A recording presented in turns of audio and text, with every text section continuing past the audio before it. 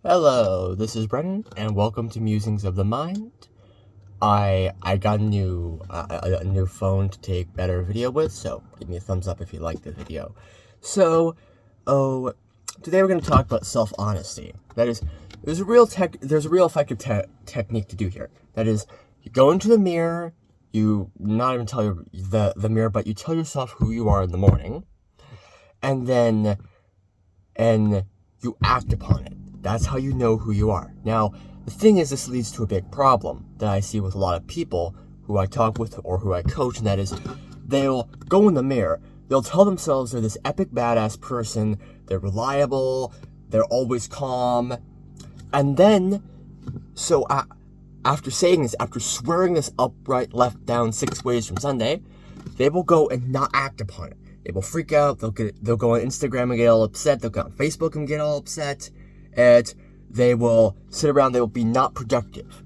And the big thing is actually people will tell themselves, I'm a very productive person, and they will go sit on the couch and get nothing done, as if they're rebelling against that. And it's like, so people have this mental image of who they are. And then there is who they actually are. And as this gap gets farther and farther apart between who they actually are and who they think they are, they will get more and more upset about this. About this gap. They're like, why am I not this person? Why am I not who I think I am? Why am I not where I want to be? And it's like, dude, the reason why is because you're a fake ass motherfucker. You are being fake. Now, let's drill into the situation and figure out what the problem is. So if someone's gonna sit on the couch all day, go tell yourself that in the mirror. And what you'll often get is people say, well, I don't really want to be like that, or I just don't want to say it. It just doesn't feel good. It's like that's the problem. The problem is they're this lazy ass motherfucking couch potato, but they want to think that's not what they are. And they have shame about this. They have shame about who they are. So they create this fantasy and go live off in fantasy land. The problem is the shame. And I get this. Shame is a very destructive emotion. What you need to do if you want to get past this is go tell yourself who you are in the mirror. So go in the fucking mirror, go in the bathroom. This is my bathroom. Go in there. So I'll go in there and go say, yeah, I'm this fake ass motherfucker. I'm a couch potato. All I do is play video games all day. You'll sit down, and after doing something like that for a week, you'll start to feel a lot better. And you'll probably wonder why. It's like, well, because you're not bullshitting yourself. You're being honest. You're being self-honest. And self-honesty is a virtue. You start with self-honesty, and then that self-honesty projects into the world, and then you become reliable. People know they can rely on you because you're honest to yourself, and that's going to the outside world. You gotta start in here, and then you can go out there and help other people, but you gotta solve the problem in yourself in order to help other people.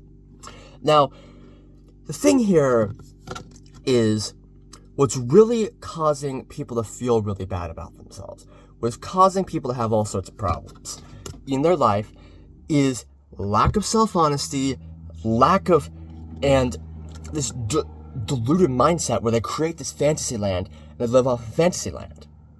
Another good example of determining who you truly are is how you act when things aren't going your way, when you're in a time of financial distress, when you're in a time of emotional distress. How do you behave in those situations? Because it's very easy to behave like a mature, reasonable, rational person when everything's going your way and everything's all right. Right? And a great example of this is actually my extended family, especially on my mom's side. They will go, they will be real nice, they'll have a great conversation with them, but as soon as somebody deals with the elephant in the room, as soon as somebody triggers someone's post-traumatic stress from their childhood, because there's a lot of that on my mom's side of the family, these people just go into this frenzy and behave like a bunch of 2-year-olds. Like a 2-year-old, like a person in the terrible twos. I shouldn't say 2-year-old because this happens all the time. This happens throughout people's lives. It's like these people, they will act like a 2-year-old who loses their life, who doesn't get the ice cream they were expecting. They just freak out, and then no one will address it, and then they will go back to behaving like nothing happened, and they're this perfectly reasonable, rational person. It's like, motherfucker, No one is as fake as you. You guys are a bunch of fake-ass motherfuckers. You're fake. Like, you're not honest. And the sad thing is, if they're honest, they go to therapy, they do what I just said, you tell yourself who you are, and they try to deal with their trauma, they will grow as people. And that's how you do it. It's by getting your shit together, and addressing your problems. That grows you as a person. That makes you into a better person. Like, if one moment you were this lazy couch potato person, you tell yourself who you are in the mirror, you say, I'm this lazy couch potato, they will start to feel a lot better because they're being honest, and that makes them feel better. So their bullshit, its fantasy perspective, and who they actually are beginning to get closer to merge. Then, what this person will miraculously decide is, hey, I don't want to be like this. And because their mental perspective of who they are, their image, is in sync with who they actually are, they can change. This makes change really easy. I don't want to sit on the couch all day and, stare at Instagram. Okay, I'm going to change that. I'm going to go get a job. Okay, that becomes a lot easier rather than you have the physical thing, who you actually are, and the mental perspective, and all your effort is in changing on this mental perspective in Fantasyland. You can't really do anything when you're like this. But when you sync who you actually are through the methods I described, you can actually start to do things. You can get things done a lot more effectively. And then when you've dealt with this, you can help other people. You can start a business. You can do things. You can become a truly great person and actualize your true potential. But people don't do this because people like to live off in Fantasyland. It's nice when life is going your way. It's great to project this idea of who you are and live in Fantasyland. I don't know why people do this, but this is how most people live this way. And it's mind-blowing to me.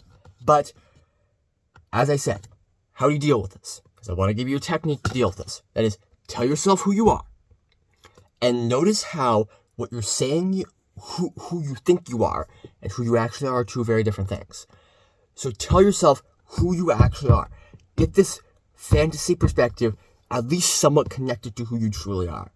And this will allow you to automatically project off into this will allow you to use your mind as a tool to get where you want to be in life. This will allow you to actualize your true potential, do what you want to do, and think in a more strategic way. I think that really covers what I wanted to get to in this video. If you have anything you want me to talk about, please put it in the comment section so I know what you want to hear me talk about. Having said that, I'm working on the guided meditation that will really help you, because I think that's a very important technique that nobody does properly, or nobody even really wants to do, but it's very important, because mental discipline, getting yourself kind of separated from the immediate world around you so you're not reacting to everything, is very important. I'm also making a nootropics video, so I'm working on that, but I want to get it right and get it down, because right now I'm talking about mental techniques as opposed to physical things or getting a script for meditation. So thank you very much for sticking with me. Thank you for listening to my rambling. I hope it goes well. I hope you're doing well. Put what you want below, and thank you very much.